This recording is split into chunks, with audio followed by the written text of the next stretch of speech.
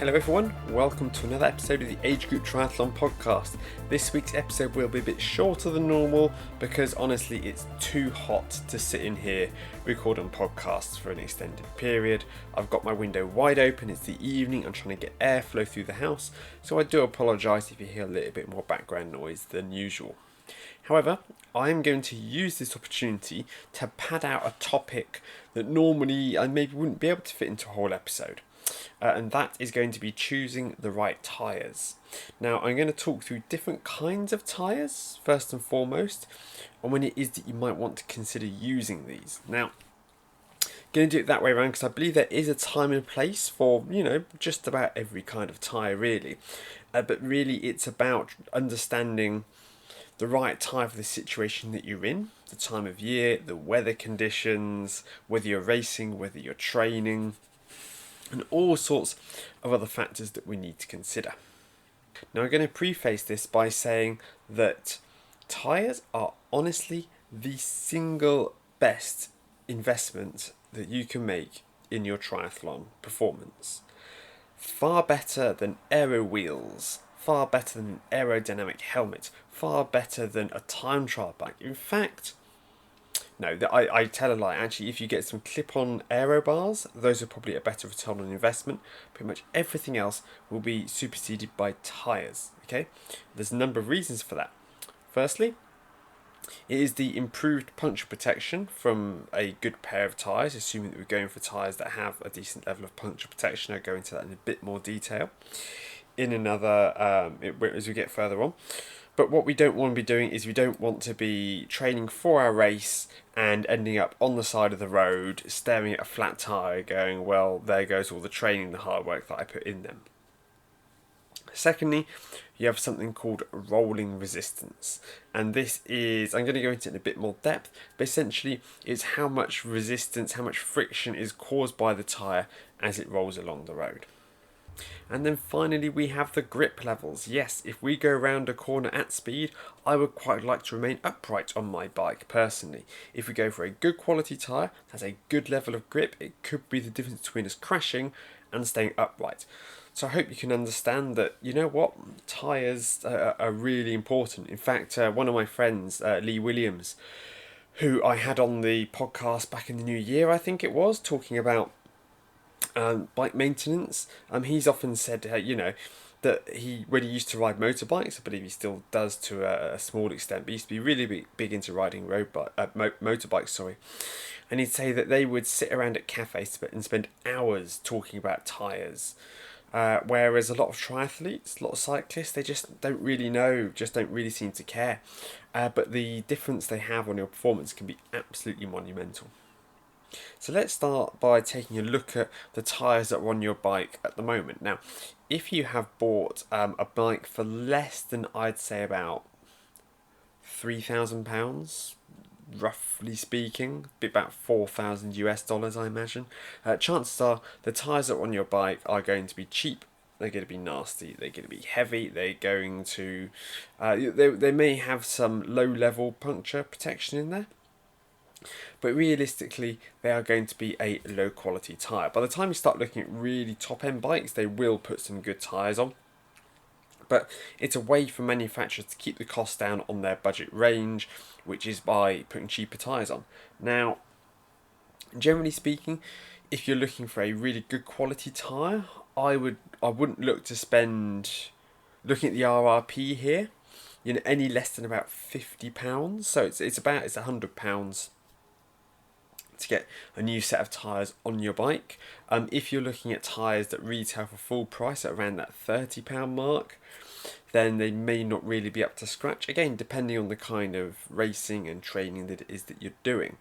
But it is expensive for manufacturers. It's another £100 onto the price to put some good tyres on. So you can understand why they wouldn't want to put really good quality tyres on entry-level road bikes. It's just going to make it out of the reach for a lot of people. You know what? Maybe they're not actually racing. Maybe they're just using it for fitness and they don't actually need the benefits of good tyres. As triathletes, we are racing. If you want to get faster, then putting on a good set of tyres is one of the absolute best ways we can achieve this. So let's say that we want to upgrade our tyres and we're looking at what would be the right kind of tyre for us. Now, I'm not gonna go into this in a huge amount of detail here, but there are three types of tyre that you get. There are clincher tyres, which are the ones that come with inner tubes. There are tubeless tyres, which have no inner tube inside them. Instead, they're held on simply by air pressure, and they have a sealant inside them, which when you get a puncture, a hole in the tyre, that sealant should, as long as the hole isn't too big, that should rush to the hole in the tyre and sort of repair itself. Then finally, you have tubular tyres, which are tyres that you glue onto your rim. Now, unless you're a very experienced cyclist and handy with bikes, please steer clear of tubulars. They are not a good idea. They are very faffy. You then have to carry a spare tyre around with you as you're riding that you may have to then glue onto the rim if you get a flat. It's an absolute nightmare. Now, if you're looking for new wheels or a new bike on the second-hand market and you come across one that's sort of some really suspiciously cheap wheels, do check with the seller whether they are clinchers, tubeless or tubulars, because if they are tubulars, chances are that's the reason that they're going really cheaply, because nobody wants them. Little bit of warning there. However, that is the most important thing to determine, which style tyre is it that you're having. Now, most tyres that you get that are clincher tyres will also work with tubeless, not all of them, but a good majority are sort of what they call sort of tubeless ready these days. Same with the wheels. If you are considering running tubeless, make sure the wheels are compatible with tubeless, because they have to be a slightly different shape. If you are restricted to using clinchers, either due to the wheels that you're using or the tyres that are available to you, it's not the end of the world. Tubeless isn't a hands down better. But I think there's a reason that most people are moving towards tubeless. So if you do have the option, I'd probably steer somebody in that direction. It's just the direction that the industry is moving. Now, the most appealing tyre to new triathletes is a tyre that reduces or eliminates the chance of getting a puncture. The downside to this is that the higher the puncture protection rating of the tyre, the slower it is. It's a real payoff. The fastest tyres don't have as much puncture protection in them, so you do have to weigh up how important is puncture protection versus performance. And this can be a really difficult one for you to get your head around. It depends on how confident you are fixing a flat yourself. One thing I would say is to avoid any solid tyres or slime tyres. These are especially the slime technology is now being sort of replaced really by tubeless.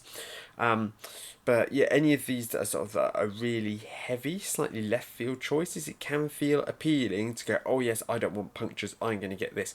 But you'll be so slow, and you may not say to yourself, that's not going to matter to me. I'm not interested in that. But when you are there on race day and you're pushing really hard, working your ass off, and you get overtaken by people, then you are going to slightly resent having these sort of much heavier than necessary tyres. Solid tyres, I can't imagine many triathletes going for those. They're generally for commuters who have them maybe on single speed bikes. And sure, if I'm riding around East London on a Sunday morning after everybody's had a very good time on a Saturday night and there's broken glass all over the road and I'm just trying to get to work, sure, I can see how a solid tyre may be appealing then if I'm riding a short distance. But if I'm a triathlete, if I want to actually ride my bike fast, then any kind of solid tyre I'm not even going to look at. However, you may consider a tyre which prioritises puncture protection, but without completely abandoning performance. This could be a tyre such as the infamous Continental Gator skins, okay? And these are they're a good tyre, really. If for you don't have the confidence, you don't have the strength to change a flat on your own, and you know that if you were to get a flat tyre, that would be the end of your race, then these tyres, they can be a pretty good choice, to be honest. the chance of you getting a puncture on them is absolutely minimal, and they are going to perform a lot better than your likes of your solid tyres or your slime tyres. The downside to this is that they are, of course, very heavy, so it is going to sap the energy as you're riding. Additionally, they are going to have reduced levels of grip. In fact, some cyclists, club cyclists, refer to them as skater skins because of the lack of grip that they have in the wet. Of course, these are cyclists who maybe will be pushing the limit a bit more than you would be. If you're going to keep the bike upright in the corners, even in the rain, you should be okay. But they're still, they're a good choice if for you performance isn't the primary motivator, and you know that the most important thing is crossing that line. These are also a good option if you do a lot of riding in urban areas, if you do a lot of commuting. I mean, if I had a bike that was a out and out commuter bike, I would definitely have a pair of gator skins on that. Because it's performance isn't an issue when you are commuting. You're just trying to get around and reduce the risk of a flat as much as possible. You may also want to consider this at certain times of the year. So if when we get to sort of September, October, when the bird nesting season finishes, and we can start cutting hedges again, you can get a lot of hedge trimmings on the road, lots of thorns, which increase the risk of punctures. So again, it may be that that's a time of year that you might want to look at something like that. However, my go-to in that situation would be, rather than going for a full gator skin, going for something like a specialised Roubaix tyre, which is designed as more sort of a winter all-weather tyre. So rather than it being a tyre that is focused purely on performance or purely on puncture protection, it is a tyre that tries to do both to a reasonable extent. You can have more grip and it's going to be lighter than a gator skin, but it is going to have a lot more puncture protection, and the compound of the rubber also should work better in lower temperatures than a sort of a more traditional performance tyre. And these are often, in the past, especially when I did a lot more outdoor riding, these are the tyres that I'd stick on my bike when I was going out for rides sort of from sort of October through to April, really.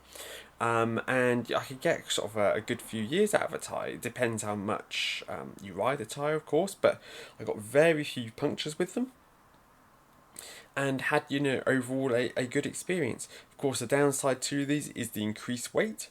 It's the increased rolling resistance that comes with this. However, I do believe it is money well spent to get yourself a set of sort of winter cycling tyres, assuming that you even ride your bike outside in those months, of course. It can be money well spent just to help you prevent unnecessary punctures. So next up, I'm going to look at the performance tyre. And this is the kind of tyre that the vast majority of tyres out there are going to fall under, really. It's going to be a tyre that is light, it's going to be a tyre that is grippy, and it's going to be a tyre that has, a reasonable level of puncture protection. Now, it's not going to have as much puncture protection as a winter tyre, as something like a gator skin or anything along that range. However, it is still going to have a lot more puncture protection than the tyres that came with your bike. Okay, so don't worry that you might be putting performance ahead of puncture protection if you're just starting out, because this is going to be a fantastic investment in your cycling to not only help you prevent punctures but also improve grip and the rolling resistance. Now, the rolling resistance on these tyres is really good. It is going to be a big step up from the bike that you're riding at the moment, and you may not think that it's going to be an enormous difference, but honestly it will be notable as you ride the bike. You'll just find that you're moving that bit faster with less effort. It really is surprising. I mean, if we're looking to sort of to show the difference between rolling resistance, imagine riding a mountain bike tyre on the road as opposed to riding a road tyre. They are night and day. and riding a very cheap tyre as opposed to riding a nice expensive tyre. Again, it is just, I mean, it's not quite as big a jump, obviously, from mountain bike to road tyre, but you will notice it when you're riding. Now, these tyres are useful for just about any situation, really. I mean, I chose to stick some winter cycling tyres on my bike when I was doing a lot of riding outdoors. I mean, I tend to do, if I am out on the bike or in winter these days, outdoors, I'm probably on the gravel bike rather than the road bike, and I'll be on the turbo trainer if I'm looking for any road riding. But I do head out every now and then on the roads. But however, I don't really see that the kind of heading out sort of twice a month or so in the middle of winter really warrants me getting a pair of winter cycling tyres. So I just head out on my primary performance tyres. Is there a chance of me getting a puncture? Yes, it's slightly higher and they don't have quite as much grip as those winter tyres, but you know what? They're still absolutely fantastic tyres at their job. You also don't have to worry about changing a tyre for race day. It could be that if you say, oh, well, I'll do a training on my gator skins, and then I will do my racing on sort of GP 5000s or something like that, I'll do that and I'll change the tyres. If you're not confident in changing a tyre, it could take some time, be very frustrating to do. By removing the need to change our tyres, by choosing a tyre that we put on our bike that can stay on it all year round, okay, we are just freeing ourselves up from sort of that time consuming change. Additionally, if you race on GP 5000s, you don't need to work, because it's a perfectly good race tyre. You don't need to worry about changing onto a more sort of race specific tyre unless you really want to. These really are the Goldilocks tyres. They are fantastic at everything that they're supposed to be doing. They are not optimal at every single thing that they do. There are grippier tyres, there are more puncture resistant tyres, and there are tyres that roll better. However, at the end of the day, I would score that the sort of your average performance tyre is a sort of a 9 out of 10 on all three of those realistically. So if you listen to this and it all sounds a bit complicated, you're not sure which tyre to get yourself a good performance tyre, and that will do you just fine. And the last tyre that I'm going to look at is a race tyre. Now, you may not want to have a race tyre. In fact, I don't run race tyres. The reason being is that if you do have sort of a race sort of specific tyre that is going to be very light, it's going to be really supple, it's going to have fantastic rolling resistance. We could score a 10 out of 10 for rolling resistance and grip. When it comes to punch protection, I might only give it a 3 out of 10. Because yes, in order to optimise the performance of the tyre to make it as fast as possible, well, we have to compromise somewhere, and that comes in puncture protection. Now, if somebody is racing a shorter event, so I would say, a sprint or Olympic, and they look at all of the data for all of the tyres and they go, if I go for this real time trial specific tyre, then that is going to save me 5 watts on my bike ride. Which for some people, that's quite a lot. And they may go, you know what? I would rather go into this race with a race tyre that I know is going to make me as fast as possible and either PB, or at least attempt to PB, or fail to finish with a puncture. And for them, that is a risk worth taking because they're working at that level where it is far more important for them to try and set themselves a personal best to go as fast as they possibly can and throw caution to the wind with punctures than it is somebody who is just a first time athlete and all they want to do is finish that race and get a medal round their neck. So these are the primary kind of tyres that you might be looking at if you are looking to upgrade your tyres, which I do recommend you do. Now honestly, for 9 cyclists out of 10, I'd say getting yourself a set of performance tyres is the way to go.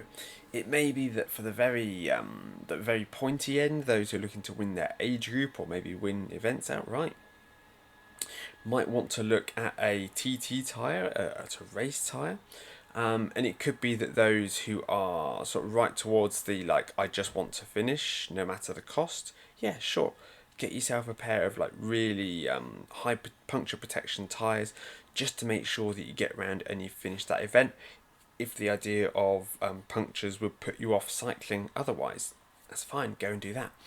But yeah, I'd say that in most cases you're looking for a good quality performance tyre.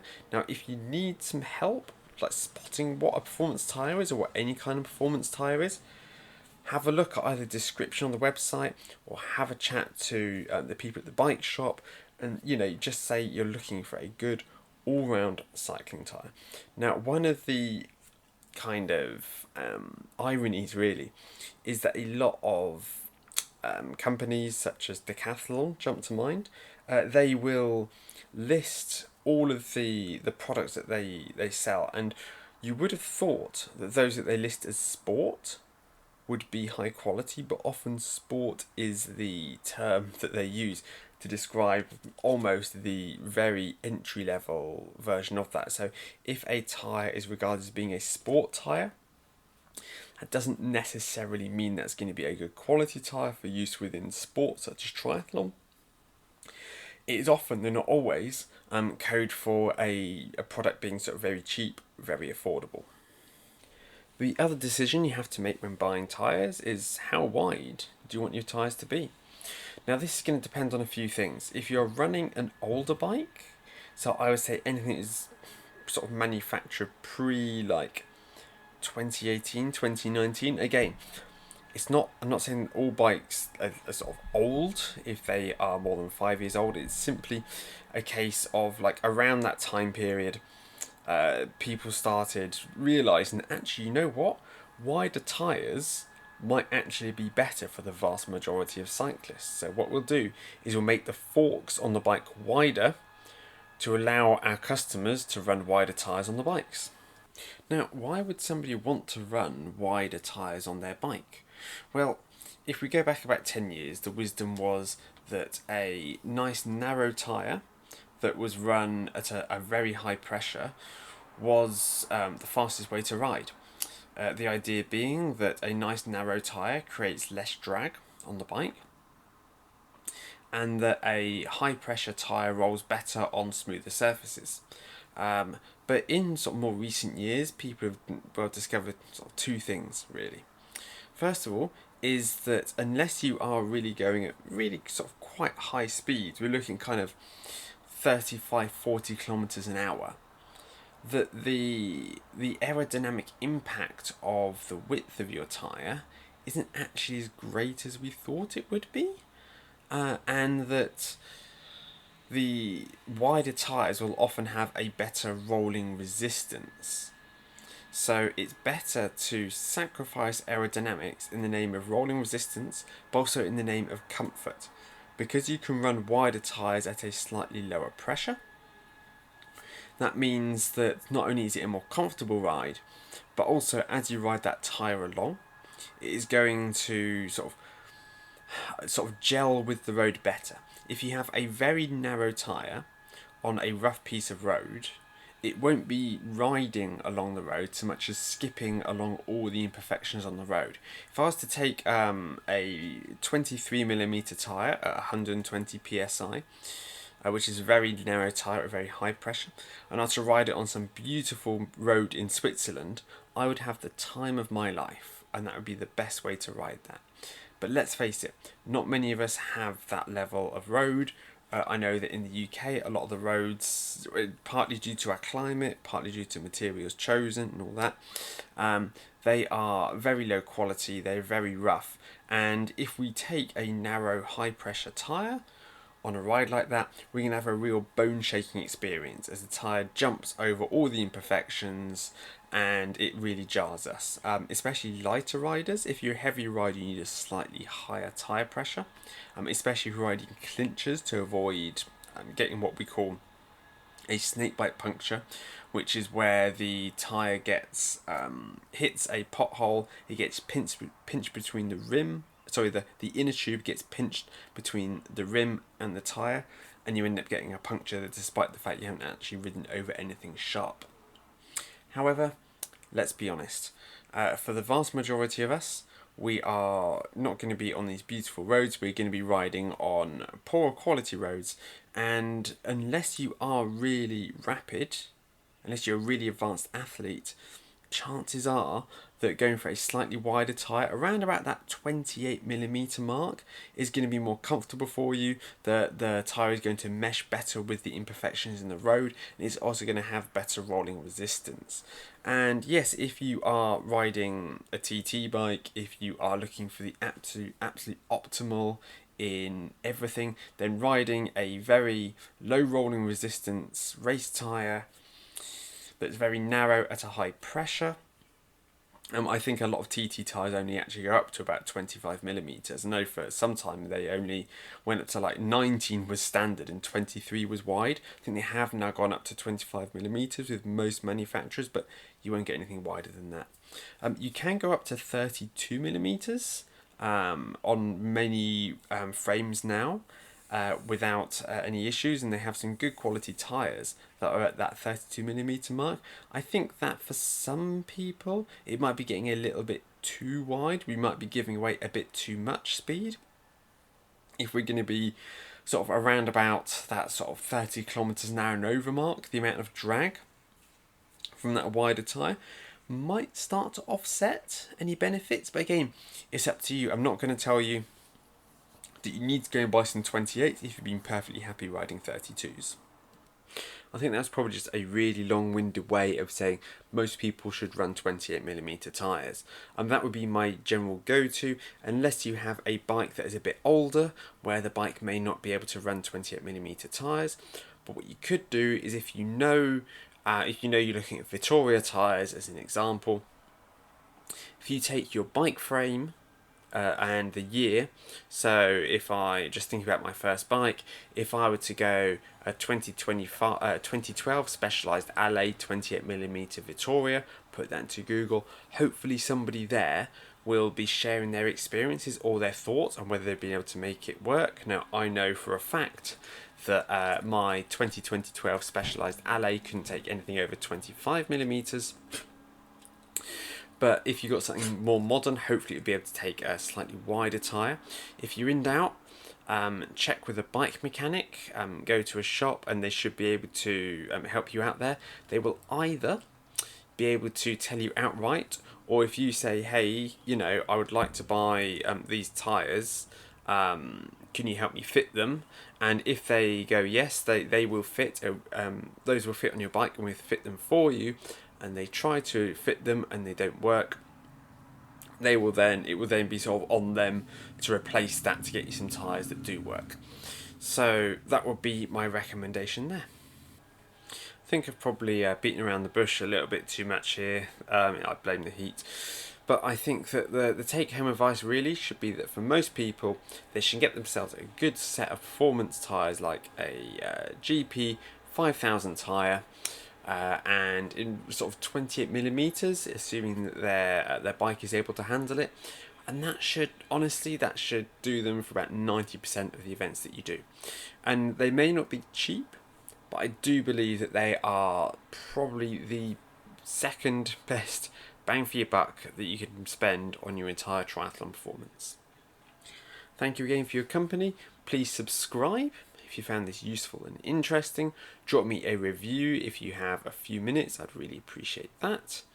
Until then, enjoy your training. Stay safe out there.